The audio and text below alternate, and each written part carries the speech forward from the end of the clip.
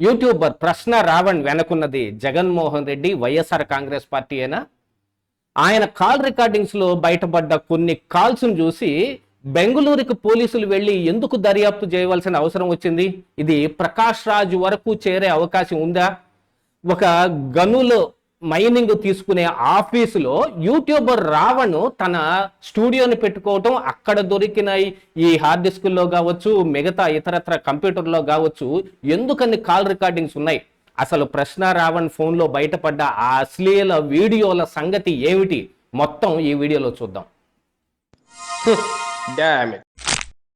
ఏంటిటా కుండబద్దలు కొడతా అట్ట. నమస్కారం, కుండబద్దల ప్రేక్షకులకు స్వాగతం. యూట్యూబర్ ప్రశ్న రావణ్ వ్యవహారం నానాటికి బాగా ముదురుతోంది. అందులో పోలీసులు కూడా చాలా చాకచక్యంగా దర్యాప్తు చేస్తూ ఉన్నారు. నిన్న ఆయన భార్యని అదుపులోకి తీసుకుని ఆయన ఇంట్లోనూ సోదాలు నిర్వహించారు. అలాగనే ఒక కొత్త ఆఫీసును కూడా కనిపెట్టడం జరిగింది. ఇది ఆంధ్రప్రదేశ్ రాష్ట్రానికి చెందిన ఒక వైఎస్ఆర్ కాంగ్రెస్ పార్టీ నాయకుడైన ఈ మైనింగ్ కాంట్రాక్టులు తీసుకునే ఆఫీసు హైదరాబాదులో ఉన్న దాంట్లో కూడా సోదాలు నిర్వహించారు. అక్కడ నుంచి రావణ్ తన కార్యకలాపాలను కూడా కొన్నిటిని నిర్వహించినట్టు, అక్కడ ఆయనకు వచ్చిన స్క్రిప్ట్ కావచ్చు, డేటా కావచ్చు, ఏముంది అందులో ఉన్న వాటన్నిటినీ కూడా వెరిఫై చేయటం కావచ్చు, రావణ్ ఆల్రెడీ రికార్డు చేసి ఇందులో చాలా ఎక్కువగా బూతులు ఉన్నాయి, వీటిని కొంత కట్ చేసి మరి మనం తర్వాత అప్లోడ్ చేద్దామని ఆ కట్ చేసి తర్వాత అప్లోడ్ చేసిన వీడియోలకి అందులో దొరికిన రా వీడియోలకి పోలిక చూస్తే ఇంకా ఎక్కువగా సమాచారం దొరికినట్టుగా కూడా కనపడుతోంది. దీంతో పాటుగా ఆయన ఫ్రీజ్ చేసిన బ్యాంక్ అకౌంట్లలో వచ్చిన ట్రాన్సాక్షన్స్ కూడా చాలా రకాలుగా ఇప్పుడు డీకోడ్ చేసే ప్రయత్నాలు కూడా చేస్తూ ఉన్నారు. ఇందులో భాగంగా బెంగుళూరు కూడా వెళ్ళి బెంగుళూరులో కూడా ఆంధ్ర పోలీసులు దర్యాప్తు జరుగుతూ ఉంది. ఇది ఎస్పెషల్లీ యలహాంక ప్యాలెస్ దగ్గరలో ఉన్న ఈ ఏరియాలోనే దర్యాప్తు జరుగుతుంది అనే వ్యవహారం కూడా ఇప్పుడు పుంకాలుగా చాలా పుకార్లు నడుస్తున్నాయి. అంటే దీని వెనక జగన్మోహన్ రెడ్డి లేదు, ఇతర వైఎస్ఆర్ కాంగ్రెస్ పార్టీ నాయకులు. వైఎస్ఆర్ కాంగ్రెస్ పార్టీ నాయకులు ఉన్నారు అని అంటే ఎందుకుంటారు? వైసీపీలో ఏదైనా ఒక వ్యవహారం నడవాలి అంటే అది జగన్మోహన్ రెడ్డికి తెలియకుండా నడిచే వ్యవహారమేం కాదు.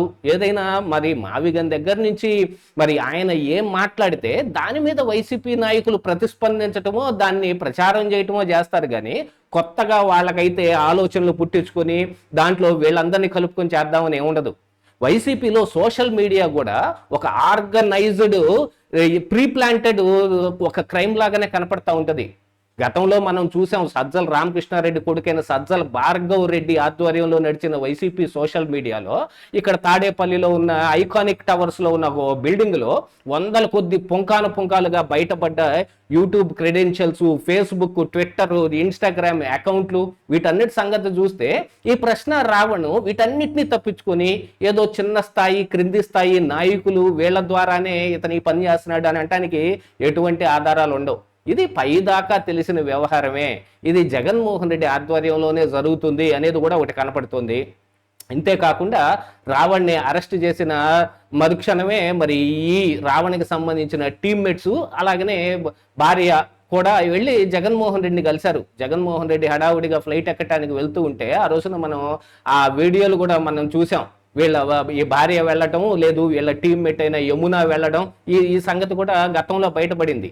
ఇప్పుడు వాటికి తగ్గ ఆధారాలు దొరుకుతున్నాయి. ఎందుకు అక్కడి దగ్గరికి వెళ్ళారు అని అంటే ఏదో వైసీపీ సపోర్ట్ చేసిందనో వాళ్ళ సహాయం కోసం వీళ్ళు వెళ్ళారని కాదు, వీళ్ళ వెనక నుండి నడిపిస్తుందే వైసీపీ కాబట్టి వాళ్ళు వెళ్ళారనేది ఇప్పుడు ఒకటి బయటపడుతుంది.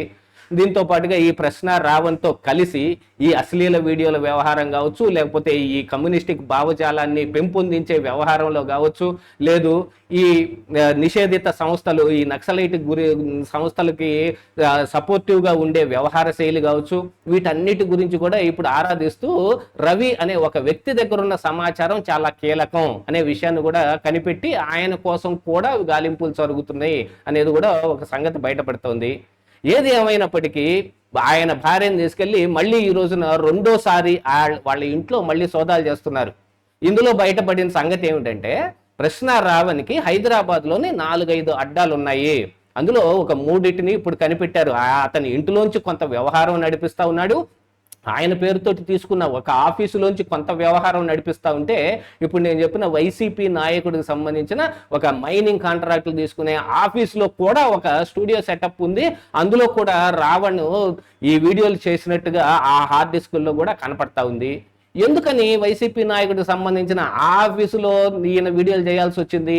అక్కడ ఎందుకు మరొక స్టూడియో పెట్టారు అనేది కూడా ఇప్పుడు తెలియాలి. ఎందుకు అనంటే ఇప్పుడు గతంలోనే ఎన్నికల ముందు కూడా మనం బయటపడిన సంగతి ఏమిటి అనంటే కొన్ని మీడియా ఛానల్స్ను కూడా వైఎస్ఆర్ కాంగ్రెస్ పార్టీ హైర్ చేసి అక్కడ ఆ మీడియా ఛానల్లో వీళ్ళ ప్రతినిధులను ఒకరిని పెట్టి వాళ్ళకి స్క్రిప్ట్ పంపించి దాని ద్వారా ఆ ఛానల్లో వచ్చే వీడియోలను కూడా ప్రభావితం చేసే ప్రయత్నం చేశారు. అంటే ఇప్పుడు రావణ్ణి ప్రభావితం చేస్తుంది కూడా వీళ్ళే అన్నట్టుగా కూడా ఒకటి కనపడుతోంది.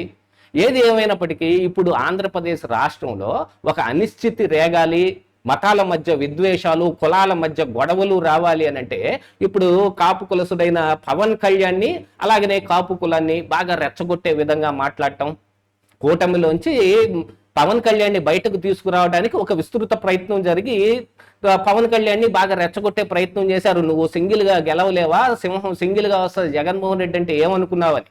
కానీ ఇప్పుడు మరి ఆ కూటమి ధర్మాన్ని పాటించో లేదు జగన్మోహన్ రెడ్డి మళ్ళీ గెలవకుండా ఉండాలి అని అంటే తాను కొంత సర్దుకోనైనా సరే కూటమిలోనే ఉండాలని పవన్ కళ్యాణ్ నిర్ణయించుకొని 15 సంవత్సరాల పాటు ఈ కూటమి ఎలానే నడుస్తుంది ఆయన అని డైరెక్ట్గా అనౌన్స్ చేస్తే ఇప్పుడు ఆ జనసేన పార్టీ నుంచి కాపులని ఎడగొట్టడానికి అనేక రకాలైన ప్రయత్నాలు జరిగాయి. ఇక్కడ ప్రకాశం జిల్లాలో జరిగిన ఒక హత్యని బేస్ చేసుకుని కొంతమంది కాపుల్ని రెచ్చగొట్టారు. అంబటి రాంబాబు అరెస్ట్ని బేస్ చేసుకుని కొంతమంది జనసేన కాపుల్ని కూడా రెచ్చగొట్టి మరి బయటకు తెప్పించటం జరిగింది. దీంతో పాటుగా ఇప్పుడు కాపు సమ్మేళనాలు, ఆంధ్రప్రదేశ్ రాష్ట్ర రాజధానిగా ఉన్న అమరావతిని ఒప్పుకోకుండా మావిగన్ అని పేరు చెప్పిన మళ్ళీ అమరావతిలో పర్యటనకి ఈ కాపు నాయకులను పంపించి ఆ కాపుల్ని రెచ్చగొట్టే ప్రయత్నం చేశాడు. వీటన్నిటితోటి ఒకవైపున కులాల కుంపటి, మరొక వైపు ఈ రావణ్ లాంటి వాళ్ళతోటి మత విద్వేషాలు రేగొట్టడానికి రాధా మనోహర్ దాస్ను లేకపోతే ఇంకా కొన్ని హిందూ సంఘాలను వీళ్ళందరినీ ఈ రావణ్ చేత తిట్టించటం, అలాగనే హిందూ దేవుళ్ళను కూడా ఈ రావణ్ అనేక రకాలుగా దూషించటం జరిగింది. మరి ఇన్ని శుద్ధులు చెప్పేవాడు తాను కూడా శుద్ధంగా ఉండాల్సిన అవసరం లేదనుకున్నాడే ఏమో. అనేక మంది ఆడవాళ్లతోటి సంబంధాలు పెట్టుకుని సెల్ఫీ వీడియోలు తీసుకుని అతని లైంగిక బలం పెంచుకోవడానికి ఇంజక్షన్లు చేసుకునే వీడియోలు కూడా అందులో బయటపడుతున్నాయి అని అంటే ఎందుకని? అతని పర్సనల్ ఇంట్రెస్ట్ ఏమిటి అనంటే వేరే చోట కనపడతా ఉంది. మరి ఈ పని ఎందుకు చేస్తున్నాడు అనంటే దీన్ని డబ్బు కోసం చేస్తున్నాడు. గత 2-3 సంవత్సరాల్లోనే ఈ రావణ్ ఆర్థికంగా కూడా బలపడటం అనే విషయాన్ని కూడా మరి పోలీసులు కూడా ఛేదించడం జరిగింది. ఏది ఏమైనప్పటికీ రావణ్ మాత్రం అడ్డంగా దొరికిపోయాడు. ఇప్పుడు బయటపడుతున్న ఆధారాలతోటి ఆయన వెనకనున్నది ఖచ్చితంగా వైసీపీ అనేది కూడా తేలిపోయే అంశం కనపడతా ఉంది. ఇదే ఈరోజు కుండబద్దలు.